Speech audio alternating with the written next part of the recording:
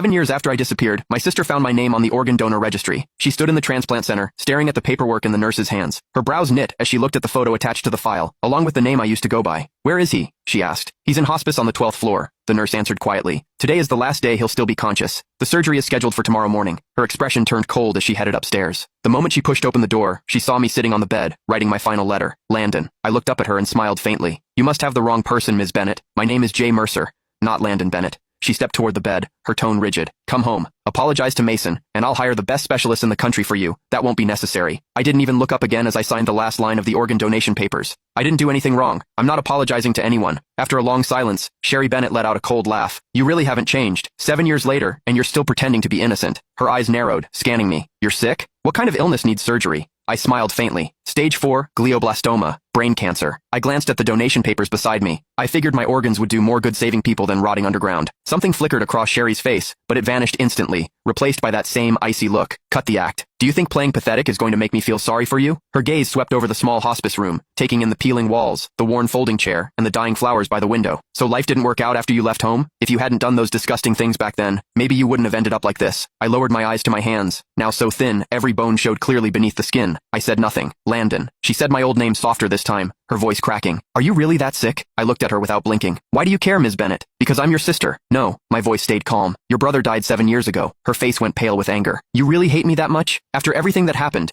Are you seriously pretending you weren't the one who enough?" I cut her off. "You didn't come here to dig up the past. Say what you actually came to say." She opened her mouth, then hesitated, completely speechless. I gave a soft laugh. "Let me guess. Mason needs a new liver, doesn't he?" Sherry didn't answer. She didn't have to. The way her eyes avoided mine told me everything. I leaned back against the hospital bed, laughing under my breath. "So, that's it. After 7 years, he finally remembered he had an older brother. Today, you came here to ask for my liver?" "Not ask," she corrected sharply. "It's your duty. You agreed to donate before, and Mason needs you again now. He's your brother." I stared at her, amused by how ridiculous she sounded. "Sherry, when you kicked me out 7 years ago, why didn't you remember I was his brother then?" "That was your own fault," she snapped. "If you hadn't done those horrible things to Mason, if you hadn't framed him, I never would have kicked you out." Her voice shook with fury. "You're still lying. Still acting innocent. You think disappearing for 7 years erased what you did?" I slowly closed my eyes as numbness spread through my chest. Even now, she never doubted him. To her, I was always the villain. "Please leave. I need to rest." She grabbed my shoulder hard enough to hurt. "Listen carefully. Mason needs your liver." I opened my eyes, looking at her calmly. "Then he can wait for someone else. My organs are already promised to strangers." Her whole body shook with anger. "How can you be so heartless? Mason saved my life back then.